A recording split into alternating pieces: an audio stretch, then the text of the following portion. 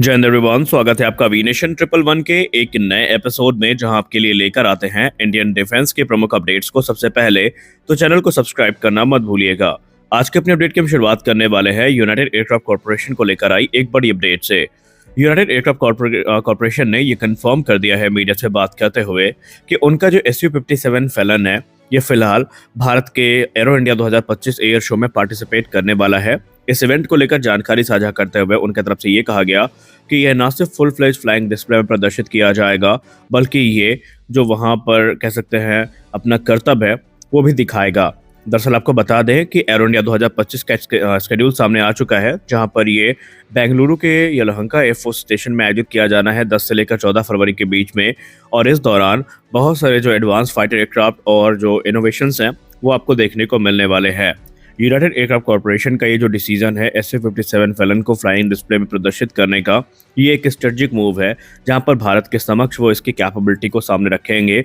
और सबसे खास बात यहाँ पर ये है कि भारतीय वायुसेना के जो अधिकारी हैं, इनको एक फुल एक्सेस मिलेगा इस एयरक्राफ्ट को इंस्पेक्ट करने का, यानी वो इस एयरक्राफ्ट को इंस्पेक्ट कर सकते हैं, उनको इसकी पूरी छूट दी जाएगी।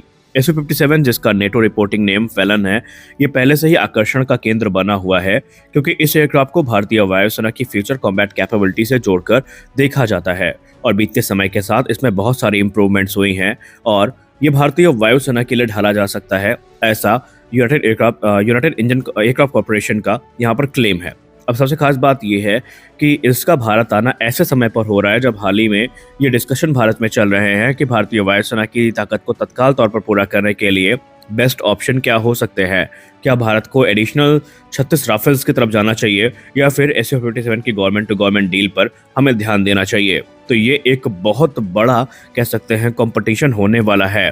बड़ी बात यहाँ पर यह है कि कुछ मीडिया सोर्सेज में ये भी कहा जा रहा है कि SU-57 फैलन और अमेरिका के F-35 लाइटनिंग II का सामना इस एयर शो में आमने सामने हो सकता है, क्योंकि संभावित है कि अमेरिका पिछले एरो इंडिया के एडिशन के जैसे इस बार भी अपने F-35 लाइटनिंग II के साथ पार्टिसिपेट करेगा।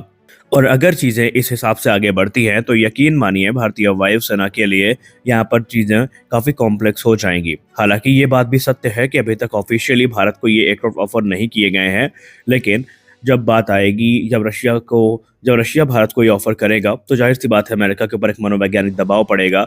और क्योंकि अमेरिका की ये हमेशा से मंशा रही है भारत को रशियन मार्केट से दूर ले जाना, तो उनकी इस मंशा की पूर्ति के लिए अमेरिका को फिर भारत को F-35 ऑफर करने पड़ सकते हैं।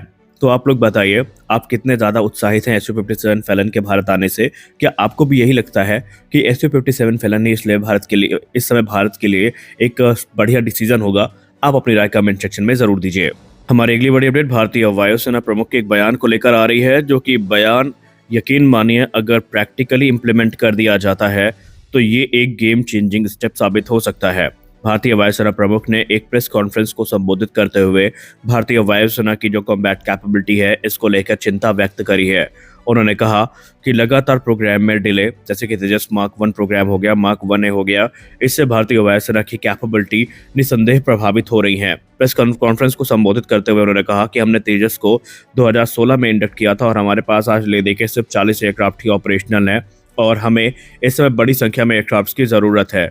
एयर चीफ मार्शल सर ने यह भी कहा कि हमें इस समय बहुत ज़्यादा इसको लेकर चिंता है कि कैसे हम प्रोडक्शन रेट को बढ़ा सकते हैं। उन्होंने कहा भारतीय वायुसेना को एक तरफ जो है एयरक्राफ्ट्स की अर्जेंट नीड है, तो वहीं प्रोडक्शन में हमें कोई खास जो रफ्तार है वो देखने को नहीं मिल रही है। और क्योंकि ये एयरक्राफ्ट 2016 में आए थे और अब तक हमारे पास उचित संख्या में एयरक्राफ्ट हो जाने चाहिए थे, लेकिन फिर भी अभी तक हमारे पास उचित संख्या में एयरक्राफ्ट नहीं आ पाए हैं और यही हमारी चिंता का विषय है।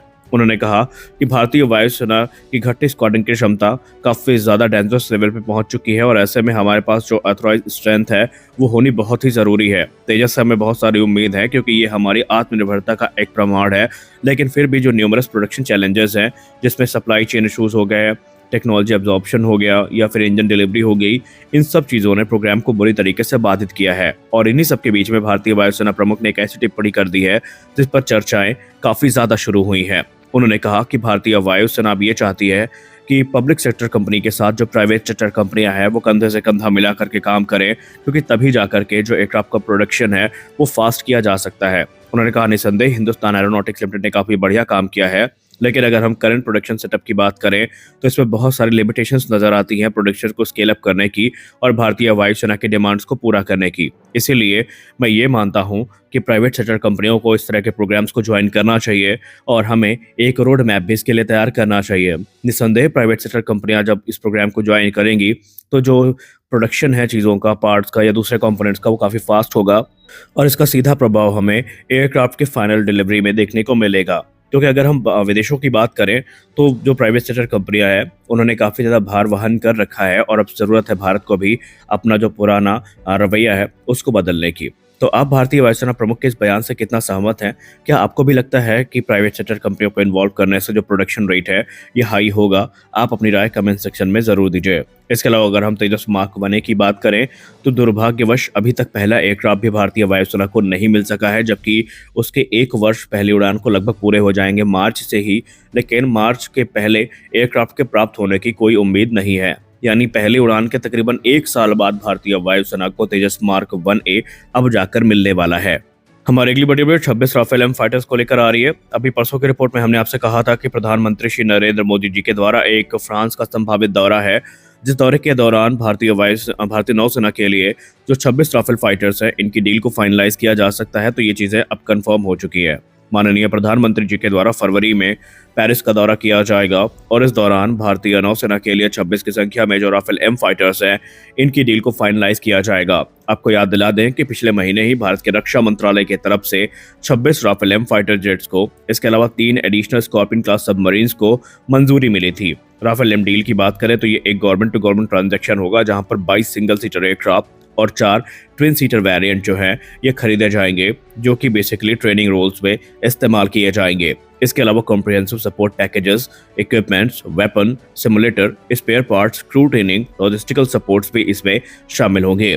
अब अगर हम डील की बात करें तो एस्टिमेट जो कॉस्ट आने वाली है इस पूरे डील की वो तकरीबन 50,000 करोड़ रुपए होने वाली है और इस डील में कुछ हमें व्यापक जो परिवर्तन है वो भी देखने को मिल सकते हैं जो कि भारतीय नौसेना की तरफ से रिक्वेस्ट किए गए हैं। फॉर एग्जांपल भारतीय नौसेना यहाँ पर इंडिया स्पेसिफिक एनहेंसमेंट्स के साथ जाना चाहती है और वो अपनी नेवल रिक्वायरमेंट के हिसाब से कुछ विशेष मॉडिफिकेशन सॉफ्टवेयर्स में करवाना चाहते हैं और इसके लिए वो बेसिकली यहाँ पर फ्रांस की तरफ देख रहे हैं और फ्रांस से भी यह सहमति व्यक्त कर दी है कि भारतीय नौसेना की जो भी रिक्वायरमेंट है वो उनके द्वारा तत्काल तौर पर पूरी करी जाएगी। तो देखते हैं ये डील हमें ऑफिशियली कब साइन होती दिखाई पड़ती है। उम्मीद है कि फरवरी में हमें जो गुड न्यूज़ है वो मिल सकती है और ये वर्ष भारतीय वायुसेना और भारतीय नौसेना दोनों के परिप्रेक्ष्य से काफ़ी महत्वपूर्ण होने वाला है, क्योंकि एक नहीं बल्कि कई बड़े जो हमें डेवलपमेंट है डिफेंस सेक्टर में वो देखने को मिलेंगे।